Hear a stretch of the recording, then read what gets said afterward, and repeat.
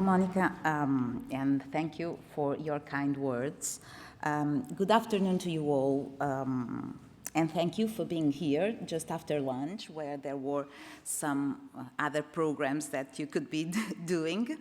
I would like to start by thanking Fertility Europe and ESHRE for the invitation and for the opportunity to share with you today what is happening or what has happened in Portugal regarding gamete donation. Therefore, I chose this title for my presentation, From Secrecy to Transparency, and you will know right away why this was the title, The Journey of Donor Identity in Reproductive Medicine in Portugal. I have no conflicts of interest.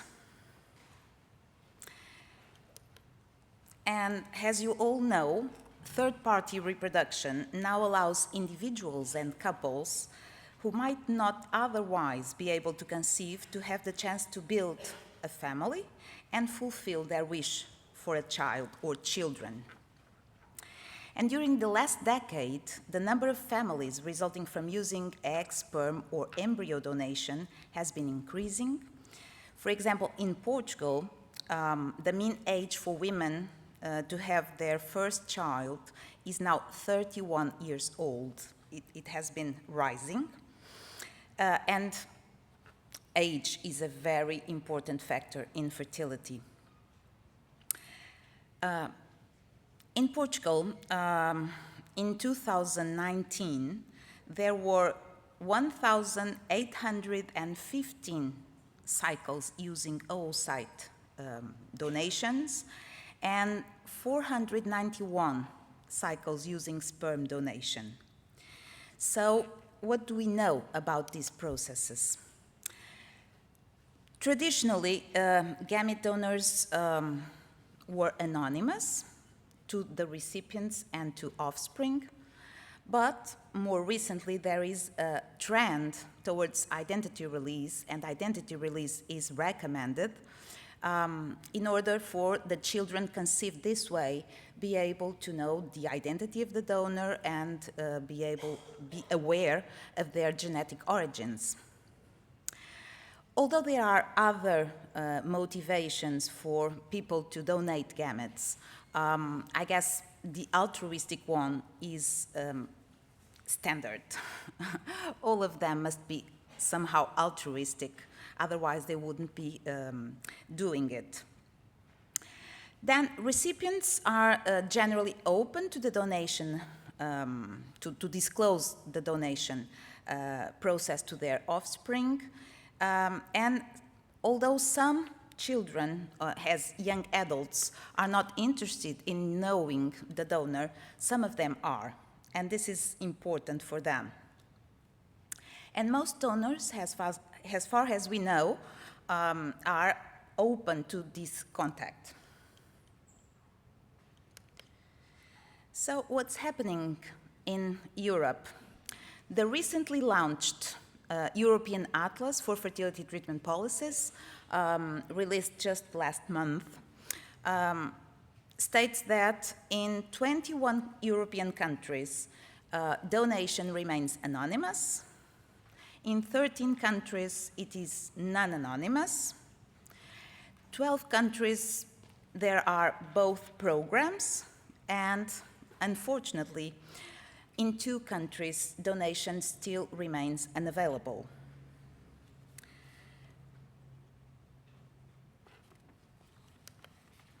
What about Portugal? You know Portugal, that very little country over there in red? Well, our first MAR law was established in 2006, and it was defined that only heterosexual couples married or living together were able to access medically assisted reproduction technologies. In the first law framework, gamete was allowed, but it was anonymous. And then 6 years later, a Parliament working group was formed to revise the law. And in 2016, the law extended the use of MAR to all women, independently from their marital status and their sexual orientation. Therefore, single women or lesbian couples were then able to access the treatments. But there was also this recommendation that anonymity of donors should be revised. And then, in 2019, the law was revised and donation became non-anonymous.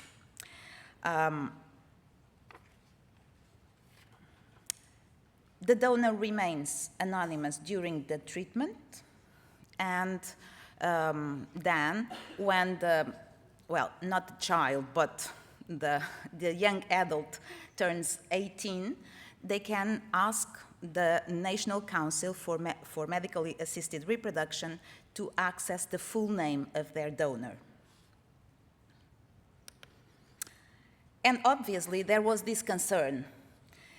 We had anonymous donation, and now we had non-anonymous donation.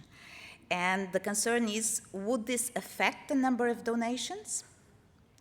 Well, it seems to that, as you can see, there is an increase until 2019.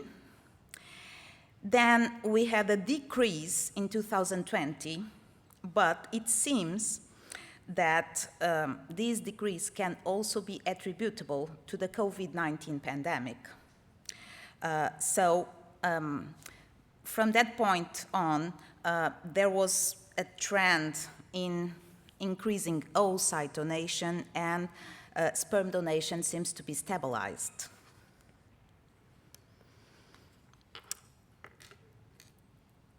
When the law changed, there was this contact with previous donors who had signed an informed consent stating anonymity, and they were quite open to remain donors,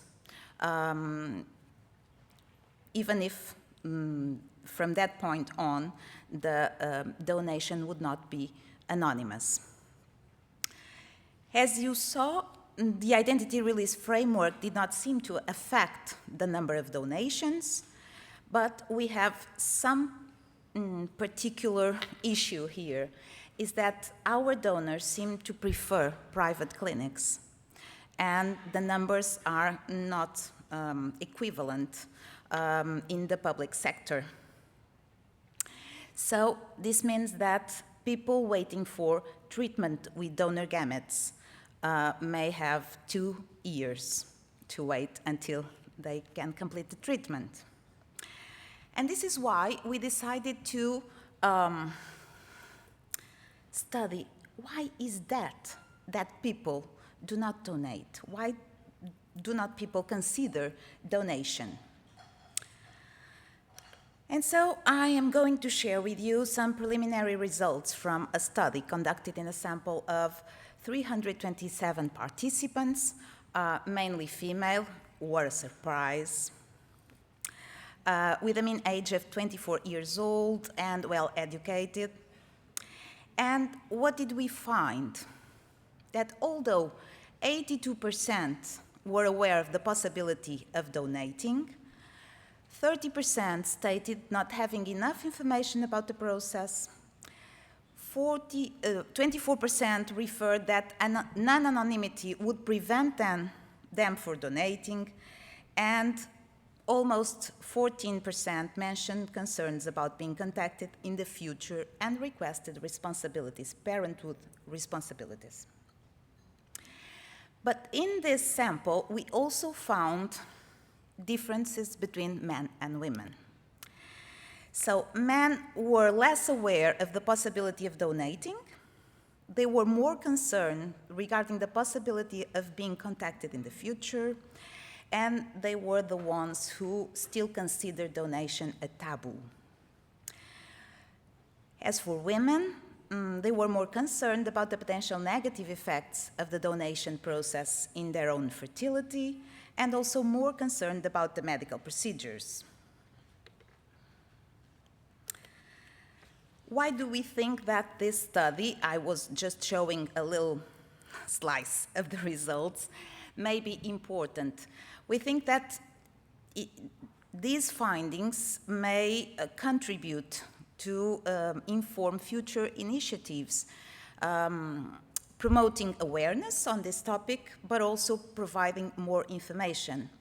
As I told you, men were still worried about being contacted in the future and asked parental responsibilities, and this should be explained to them. It should be clear that there are no parenthood responsibilities, for example. Another important topic that the law also promotes is the decision to disclosure to the offspring. And there is a consensus that disclosing is recommended.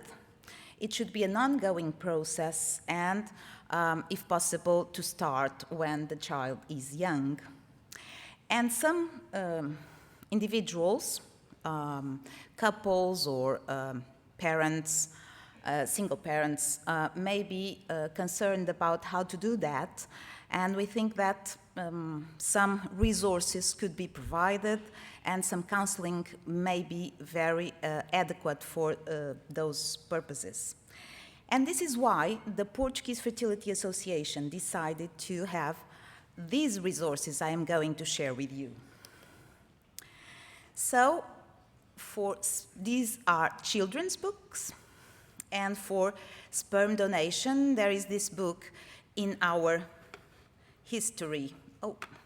In Our History, there is a magical seed, for those who do not understand Portuguese. And for egg donation, In Our Story, there is a fairy. More recently, it was also launched, this other book, at University of Coimbra, and it's a more general book who tells the children where do babies come from. And it addresses spontaneous pregnancy, it addresses IVF and donor gametes. So I'm going now to share with you a video, a small video, with one of these stories told by one of a very famous journalist of one of the most important national radio stations in Portugal. Olá! Este livro chama-se Na Nossa História Há Uma Fada. É muito giro.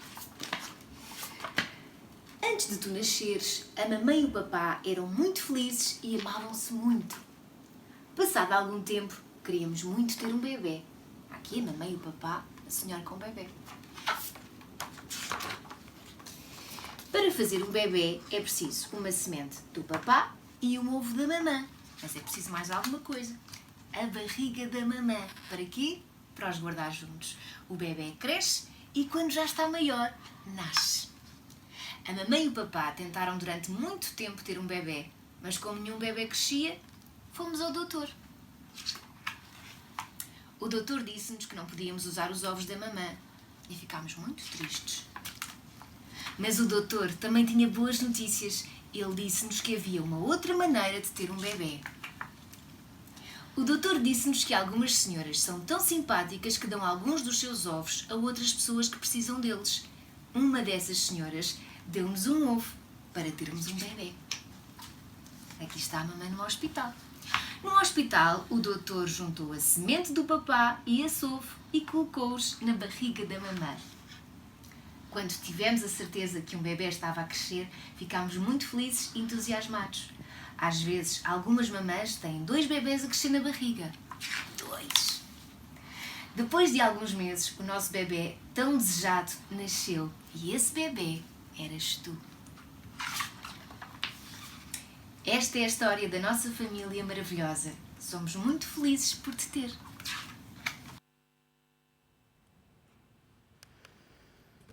Thank you.